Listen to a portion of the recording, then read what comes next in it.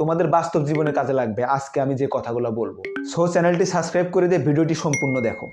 Eye contact, চোখের মাধ্যমে যোগাযোগ। এই চোখের মাধ্যমে কি যোগাযোগ করা সম্ভব? হ্যাঁ, অবশ্যই সম্ভব। চোখের মাধ্যমে মনের ভাব প্রকাশ করা যায়। তোমাকে কেউ যদি মিথ্যা কথা বলে তাহলে তার চোখের দিকে ভালোভাবে তাকাবে, দেখবে চোখ সত্য কথা বলে দিচ্ছে। মানুষ মিথ্যা কথা বলতে পারে, চোখ কখনো মিথ্যা কথা বলবে না।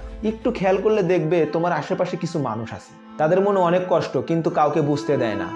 তুমি যদি তাদের চোখের দিকে তাকাও তাহলে বুঝতে পারবে তারা কত কষ্টে আছে। আবার এই চোখের মাধ্যমে প্রেম নিবেদন করা যায়, মনের ভাব প্রকাশ করা যায়, আবার চোখে চোখ রেখে শুভদৃষ্টিও করা যায়। আবার কিছু মানুষ আছে যাদের চোখের দিকে তাকানো যাবে না, তুমি যদি তাদের চোখের দিকে তাকাও তাহলে তুমি বিপদে পড়তে পারো। যেমন কিছু দুষ্ট ছেলেপেলে আছে, বাচ্চা ছেলেপেলে, তাদের চোখের দিকে তুমি যদি তাকিয়ে থাকো তাহলে দেখবে এমন একটা পরিবেশে তোমাকে বাজে ভাষায় গালি দিবে,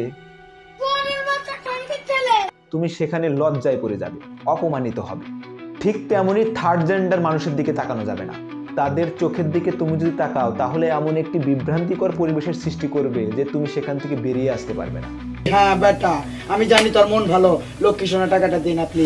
তাদের ট্র্যাপে পড়ে যাবে, তারা তোমার পকেট থেকে টাকা খসাবে।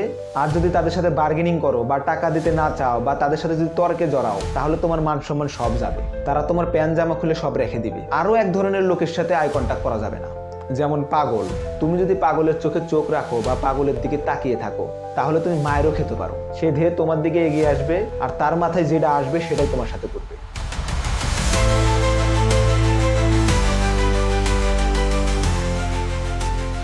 সে তোমাকে মারতেও পারে, জড়িয়েও ধরতে পারে, অথবা থুতুও ছিটাতে পারে। আশা করি তোমরা বুঝতে পেরেছো কার সাথে আই কন্টাক্ট করা যাবে আর কার সাথে আই কন্টাক্ট করা যাবে না।